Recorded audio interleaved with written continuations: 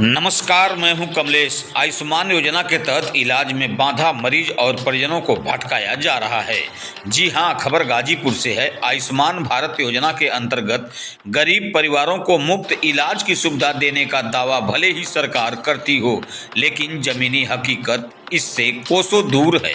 इसका ताज़ा उदाहरण गाजीपुर स्थित MBAS मेडिकल कॉलेज में देखने को मिला है, जहां एक मरीज और उनके परिजनों का इलाज के लिए पूरे दिन परेशान किया गया और अंततः उन्हें बिना इलाज के ही लौटना पड़ा। आइए जानते हैं पूरी कहानी। आनंद प्रकाश तिवारी नामक व्यक्ति अपनी बीमार मां को लेकर 12 दिसंबर को सुबह 8:29 पर गाजीपुर के MBAS मेडिकल कॉलेज पहुंचे, जहां डॉक्टर कृष्णा यादव ने प्रारंभिक जांच के बाद ऑपरेशन की सलाह दी। लेकिन जैसे ही परिजनों ने आयुष्मान भारत योजना के तहत इलाज की बात कही, डॉक्टर और अन्य स्टाफ का व्यवहार अचानक बदल गया। डॉक्टर ने मरीज को भर्ती तो कर लिया, लेकिन फाइल अधूरी छोड़ दी। आयुष्मान कार्ड एक्टिवेट करने के लिए गुड्डू नामक कर्मचारी को संपर्क करने के लिए कहा गया।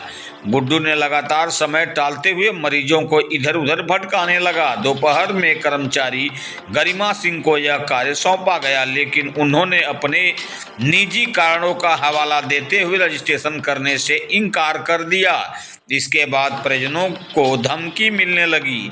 काफ़ी मशक्क़त के बाद शाम 6 बजे किसी तरह रजिस्ट्रेशन की प्रक्रिया पूरी हुई, लेकिन मरीज की फाइल अपूर्ण बताकर डॉक्टर ने आगे इलाज करने से मना कर दिया।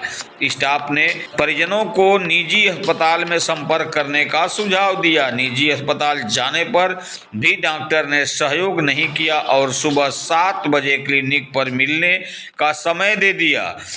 अगले दिन सुबह से लेकर दोपहर तक परिजन डॉक्टर और उनके जूनियर स्टाफ का इंतजार करते रहे, लेकिन कोई स्पष्ट जानकारी नहीं दी गई। जब परिजनों ने डॉक्टर से संपर्क किया तो उन्होंने इलाज में हो रही देरी के लिए आयुष्मान योजना के भुगतान लंबित होने का हवाला दे दिया। परिजनों का आरोप है कि जब उन्होंने प्रक्रिया में तेजी लाने की बात कही तो डॉक्टर ने धमकी दी कि नेतागिरी मत करो, वरना मरीज को अस्पताल से बाहर फेंकवा देंगे। डर के मारे परिजनों ने मरीज को बिना इलाज कराए ही घर वापस ले जाने का फैसला कर लिया। आनंद तिवारी ने इस पूरे मामले में अस्पताल प्रशासन और डॉक्टरों के खिलाफ कार्रवाई की मांग की है। उन्होंने प्रशासन से CCTV फुटेज और कॉल रिकॉर्ड की जांच कराने की अपील की है, ताकि दोषियों के खिलाफ कार्रवाई हो सके। इस घटना ने एक बार फिर सरकारी योजनाओं के क्रियान्वयन पर सवाल खड़े कर दिए हैं। आयुष्मान योजना का लाभ जरूरतमंदों तक न पहुंचने की यह घटना न केवल चिकित्सा तंत्र की खामियों को उजागर करती है, बल्कि गरीबों के साथ हो रहे अन्याय की ओर भी ध्यान दिलाती है। प्रशासन ने इस मामले पर जांच का आश्वासन दिया है। जिला अधिकारी ने संबंधित अधिकारियों को निर्देश दिया है कि इस मामले में लापरवाही बरतने वाले डॉक्टर और कर्मचारियों पर सख्त कार्रवाई की जाए। यह घटना सरकारी अस्पतालों में व्याप्त भ्रष्टाचार और गैर जिम्मेदार रवैये की एक कड़वी सच्चाई को सामने लाती है। जरूरत है कि प्रशासन इस पर गंभीरता से ध्यान देकर ऐसी घटनाओं की पुनरावृत्ति रोकने के लिए ठोस कदम उठाए। नमस्कार, मैं हूं कमलेश यादव। बाकी स्क्रीन पे आइए जानते हैं पीड़िता ने क्या कुछ कहा। मेरा नाम आनंद प्रकाश तिवारी है। मैं अपनी माता जी का इलाज कराने जिला चिकित्सालय में आया था 12 तारीख को। फिर डॉक्टर साहब से मुलाकात हुई के यादव जी से। मैं करीब 8:30 बजे आ गया था। डॉक्टर साहब 10 बजे करीब आए। मुलाकात हुई, उन्होंने प्रथम परीक्षण किया तो पटेला फ्रैक्चर था। उसके लिए उन्होंने कहा कि भर्ती करना पड़ेगा और इसका ऑपरेशन होगा। मैं कहा ठीक है डॉक्टर साहब। तो वो फाइल तैयार की है। फिर मेरे द्वारा उनको बताया गया कि सर आयुष्मान कार्ड है, मैं चाहता हूँ कि उससे ऑपरेशन हो।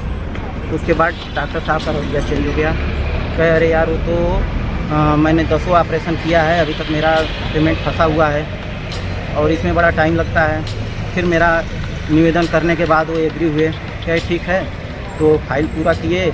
फिर उसके बाद कह दिए कि जाओ भर्ती हो जाओ। फिर मैं गया, भर्ती हो गया पेडिक्ट वार्ड में। वहाँ से मुझे बताया गया कि आप गुड्डू यादव को गुड्डू को फ़ोन कर लीजिए, वही आपका आयुष्मान कार्ड देखते हैं। मैंने उनको फ़ोन किया तो उन्होंने कहा कि मैं अभी थिएटर में हूँ, ऑपरेशन थिएटर में हूँ, 10 मिनट बाद आता हूँ। अच्छा, गुड्डू ने बताया कि मैं ऑपरेशन थिएटर में। जी। फिर उसके बाद मेरे वेट करने के बाद भी वो नहीं आए, तो फिर कई बार फ़ोन करने के बाद उनके द्वारा टाला जाता रहा। फिर बताया कि मैं इमरजेंसी वार्ड में हूँ, आके मिल लो। मैं नीचे आया, उनसे मिला। फिर उसके बाद उन्होंने कहा कि मैं अब नहीं कर सकता हूँ, गरिमा सिंह करेंगी। मैं गरिमा सिंह से करीबन 5 के समथिंग हो रहा होगा, मैंने रिक्वेस्ट किया। उन्होंने कहा कि नहीं, मेरा मरीज़ आया हुआ है, मैं जा रही हूँ, आप आज नहीं होगा, आपका वो अप्रूवल मिल जाएगा, आपको ऑपरेशन नहीं रुकेगा, लेकिन अभी मैं नहीं कर पाऊँगी। मेरे लाख रिक्वेस्ट करने पे भी वो नहीं मानी और वो चली गई।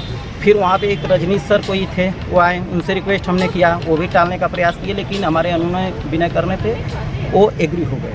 उन्होंने रजिस्ट्रेशन कर दिया। फिर उसके बाद उन्होंने कहा कि ये डॉक्टर साहब को भरना होता है कालम, एक कालम अधूरा है, हम नहीं कर पाएंगे। अब वहीं उन्होंने रोक दिया। फिर कहा कि जाओ आप, वो बैठते हैं, करीब 6 बजे का टाइम हो रहा था। उन्होंने कहा कि वो प्राइवेट क्लिनिक पे वहाँ बतैया टाँड़ प्रकाश नगर में बैठते हैं, वहाँ पे आप चले जाओ और वहाँ से अगर लिखवा सकते हो तो लिखवा लो, फिर उसके बाद हम इसको फिलअप कर देंगे, तभी आपका ओके होगा, नहीं तो फिर कल होगा। मैं उनके यहाँ गया, समय ट्रामा सेंटर पे, उनके स्टाफ से बात की तो उन्होंने कहा ठीक है, मैं डॉक्टर साहब से पूछ के बताता हूँ। उन्होंने डॉक्टर साहब से बात किया, फिर उन्होंने कहा कि नहीं, आप जाओ, डॉक्टर साहब आपसे नहीं मिलेंगे, आप सुबह या तो 7 बजे आओ, या तो फिर वहीं पे डॉक्टर साहब 9 बजे और जूनियर वहाँ पे मिलेंगे, जूनियर ही लिखेगा, डॉक्टर साहब नहीं लिखेंगे। तो जब हम यहाँ पे आए 8:30 बजे ही आके ओपीडी में हम बैठ गए थे। 8:30 से 9:50 तक हम बैठे रहे, कोई उनका जूनियर नहीं आया, न डॉक्टर साहब आए। फिर हमको पता चला कि नहीं, 10 बजे डॉक्टर साहब राउंड पे जाएंगे। मैं भागे दौड़े गया, अपने मरीज के पास खड़ा रहा। 10:30 बजे करीब वो राउंड पे आए डॉक्टर साहब। वहाँ पे उन्होंने मरीज को देखा, फिर उसके बाद बोला कि शिवम सर इसको फाइल को पूर्ण करेंगे, मेरे रिक्वेस्ट करने पे। मैं शिवम सर को खोजते नीचे गया, सर्जिकल वार्ड में, वहाँ मिले। वो कहे कि डॉक्टर साहब अच्छी तरह जानते हैं कि मैं नहीं करूँगा, उनके द्वारा ये आपको गलत सूचना दी गई है, ये उनके मरीज हैं, ये वही करेंगे, मैं नहीं करूँगा।